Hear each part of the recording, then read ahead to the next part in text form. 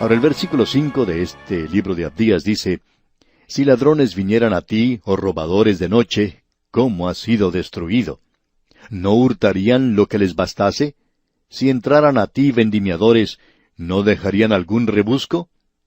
Lo que él está diciendo aquí es esto, que si un ladrón llega a usted, solo se llevaría lo que quisiera, no se llevaría todo. Lo mismo se puede decir del que cosecha las uvas. Él va a dejar algunas uvas. Pero Dios dice: cuando yo les juzgue, esto es lo que voy a hacer. Y en el versículo 6 leemos: cómo fueron escudriñadas las cosas de Esaú. Sus tesoros escondidos fueron buscados. El doctor Ginsburg tradujo esta palabra escudriñadas como desnudar completamente. Este es el versículo clave de este libro. ¿Cómo fueron desnudadas completamente las cosas de Esaú? O como hemos dicho antes, Dios ha colocado a Esaú bajo el microscopio y dice: vengan y observen, miren a través de la palabra de Dios y observen a este hombre. Yo le aborrezco. ¿Por qué le aborrezco? Debido al orgullo en su vida. Él me ha dado la espalda, él ha declarado su habilidad para vivir sin Dios. Ese es el orgullo de la vida. Ahora, ¿cómo son escudriñadas o buscadas esas cosas? Francamente, amigo oyente, cuando uno lee en el libro de Génesis, no encuentra eso. Quizás somos un poco lentos para asimilar estas cosas, pero no lo encontramos en Génesis. Pero por cierto que no se nos escapa aquí. Aquí podemos tomar el microscopio y regresar y observar a Esaú, y ver por qué él quería vender su primogenitura por un plato de lentejas. Y fue por una razón muy sencilla. Eso indicaba que él sería el sacerdote en la familia. Indicaba una relación con Dios. Y francamente, él prefería tener un plato de lentejas que tener una relación con Dios. Y cuando uno llega a ese punto, amigo oyente, usted está en el mismo nivel de un cerdo, porque usted ha descendido al nivel más bajo que pueda llegar.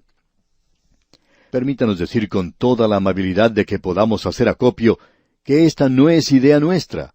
No la originamos nosotros. Está aquí, en el libro de Abdías, y fue Dios quien dijo esto. Ahora el versículo 7 nos dice: todos tus aliados te han engañado, hasta los confines te hicieron llegar. Los que estaban en paz contigo prevalecieron contra ti. Los que comían tu pan pusieron lazo debajo de ti. No hay en ello entendimiento. Edom era una nación que todos los enemigos de aquel día dejaban de lado. Ellos no querían perder tiempo con Edom, resguardado allí en la ciudad de Petra, una ciudad labrada en la roca. Pero Nabucodonosor fue capaz de hacer entrar espías a la ciudad, y a través de ellos él fue capaz de apoderarse de la ciudad. Y fue tomada. En la misma forma en que Dios utilizó a Nabucodonosor para destruir a Jerusalén, cuando los hijos de Jacob se habían apartado de Dios, Él utiliza a Nabucodonosor también para entrar y apoderarse de Edom, los hijos de Esaú. Ahora el versículo 8 dice: no haré que perezcan en aquel día, dice Jehová, los sabios de Edom y la prudencia del monte de Esaú. Esa gente no solo era notable por el hecho de que estaba bien protegida por esa zona rocosa de la montaña, en esa ciudad muy hermosa, que aún se puede ver en nuestros días. Ellos estaban viviendo en una seguridad falsa, pero habían desarrollado una sabiduría y conocimiento, y en realidad también una superstición. Allí se han encontrado altares sangrientos en las cimas de las montañas que rodean a esa ciudad, donde se ofrecía sacrificios. Ellos se habían entregado a eso. La gente de todas las naciones llegaba allí a obtener sabiduría de esta gente. Llegaban allí aún después de la época de Salomón, cuando ya Salomón había desaparecido de esa escena. Ellos no podían obtener sabiduría de Dios, y si el hombre no puede obtener sabiduría de Dios, entonces la va a buscar en el otro mundo. Y ellos hicieron eso aquí. Y esta ciudad era bien conocida por esto. Y ahora en el versículo 9 leemos: y tus valientes, oh Temán, serán amedrentados, porque todo hombre será cortado del monte de Esaú por el estrago. A partir del versículo 10 y hasta el versículo 14, Abdías nos va a dar un catálogo de las razones por las cuales Dios los va a destruir. Es decir, que Él va a presentar esto aquí de una forma muy clara. El orgullo de la vida, dijimos, es el gran pecado. Pero como ya hemos indicado anteriormente, eso lleva a cometer otros pecados. Amigo oyente, su filosofía de la vida va a descender gradualmente a sus dedos, luego a sus pies, sus ojos y todos los sentidos. Y usted va a expresar esa filosofía de alguna manera. Si usted es un impío, va a vivir una vida impía. Si usted es piadoso, entonces va a vivir una vida piadosa. Eso es algo natural. Ahora Dios menciona aquí 5 razones diferentes por las cuales Él los juzga. Ellos han cometido ciertos hechos, y aquí se mencionan 5 hechos específicos. Y vamos a tener que reservar esto, Dios mediante, para nuestro próximo programa. Pero Dios va a castigarlos, y los va a castigar en 2 formas diferentes.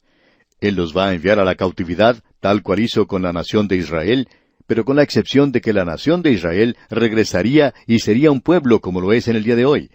Pero llegaría un tiempo cuando los edomitas dejarían de ser una nación y nunca llegarían a ser una nación otra vez. Ahora alguien quizá nos pregunte, ¿piensan ustedes que hay algunos edomitas por allí hoy? Y la respuesta es no, amigo oyente, no los hay. Ellos tuvieron matrimonios mixtos con los ismaelitas y otros del desierto y ahora forman parte del mundo árabe. Existe cierta diferencia entre los árabes, y esto puede explicar esa diferencia. Uno los puede encontrar allí entre los árabes hoy, y todavía son enemigos de la nación de Israel. Veremos esto, Dios mediante, en nuestro próximo programa. Regresamos hoy, amigo oyente, a nuestro estudio en esta pequeña profecía de Abdías. Este estudio es una pequeña bomba atómica, como dijimos en una ocasión anterior, y estamos seguros que usted ya ha descubierto eso. Aquí hemos encontrado ese gran pecado de Edom. Abdías es una profecía que da respuesta a esa pregunta tan importante de por qué Dios dice en el último libro del Antiguo Testamento, «Amé a Jacob y a Esaú aborrecí». Él nunca había dicho eso allá en el libro de Génesis. Él esperó hasta que ambos llegaran a ser una nación, y luego encontramos que Dios coloca a Esaú bajo el microscopio, y él ya es una nación. El presuntuoso pecado de esa nación era la soberbia de tu corazón te ha engañado. Estamos seguros que cuando mencionamos esto en un programa anterior, causó un poco de sorpresa en muchos oyentes, porque muchas personas no consideran la soberbia o el orgullo como un gran pecado. Hicimos un contraste entre el asesinato, las mentiras y el robo, y hay muchas personas que dirían, bueno, un hombre orgulloso, sí, es algo feo que lo sea, pero no es tan malo como ser un asesino. Sin embargo, Dios dice que es peor que ser un asesino, es peor que ser un alcohólico. Dios dice eso de un corazón lleno de soberbia y orgullo. Él ha presentado eso muy claramente en su bendita palabra. Dios da gracia a los humildes, pero con el soberbio, Él no puede hacer nada. Ahora descubrimos que la soberbia es una actitud. La soberbia del corazón es la actitud de una vida que declara su habilidad de vivir una vida sin Dios. Y Dios aborrece eso. Este es su universo y Él debe ser adorado, Él debe ser alabado, Él debe ser reconocido. Y cuando un hombre, esta pequeña criatura aquí en la tierra, que no es mucho mayor que un insecto en este gran y vasto universo de Dios, cuando esta pequeña criatura se eleva a sí mismo en orgullo, Dios dice que Él aborrece eso. Dios le ama a usted, amigo oyente, pero Dios aborrece su soberbia, su orgullo, y si usted es carcomido por eso, amigo oyente, entonces no hay nada que Dios pueda hacer con usted.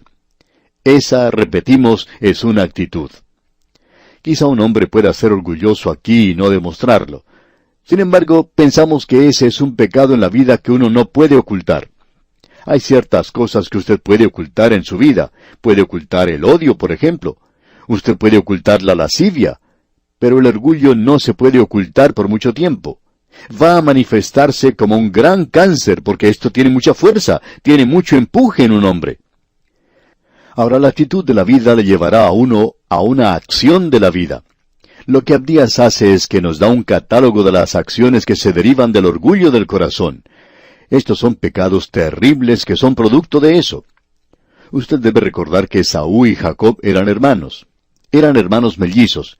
No eran gemelos idénticos, sino que eran mellizos opuestos. Pero eran mellizos y crecieron en la misma familia. Tenían el mismo padre y la misma madre.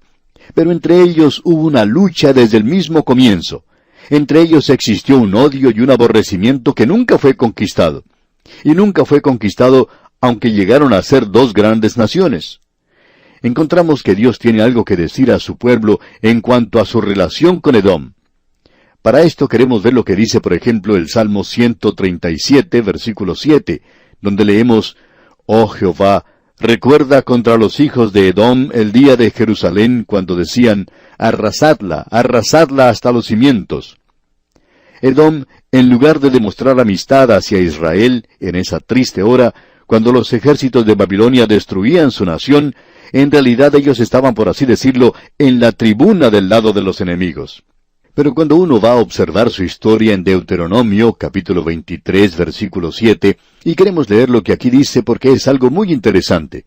Dios les dijo en el principio, cuando los israelitas entraron a su tierra prometida, no aborrecerás al edomita, porque es tu hermano. No aborrecerás al egipcio, porque forastero fuiste en su tierra. Pero el vínculo con los edomitas era mucho mayor. Él era su hermano, un hermano de sangre, y debido a eso, Dios dice que ellos no deberían aborrecerle. Y podemos ver que Edom manifestó ese odio y ese aborrecimiento a través de toda la extensión de la nación. Ellos eran un pueblo muy soberbio, orgulloso, que vivía en esa ciudad de Petra, esa ciudad que se encontraba enclavada en la montaña, que era una fortaleza que no podía ser tomada. Por lo menos ellos pensaban que no podían ser destruidos. Ahora ellos eran culpables de muchas cosas.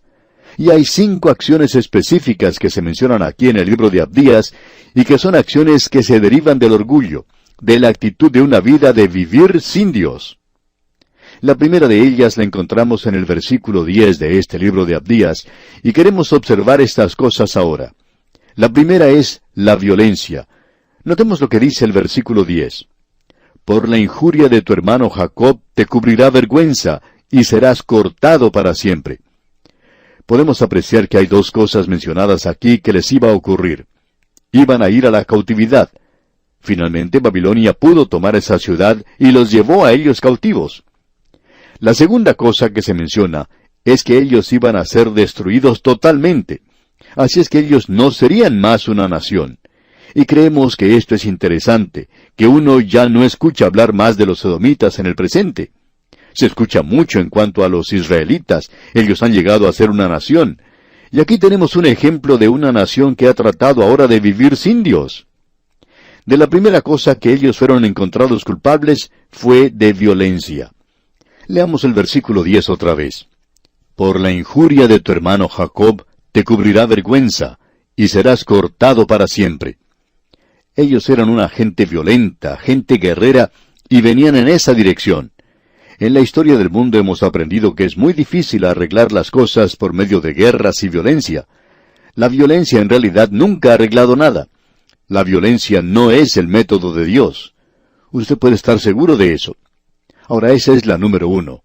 La número 2 es algo que ellos hicieron. Se unieron al enemigo.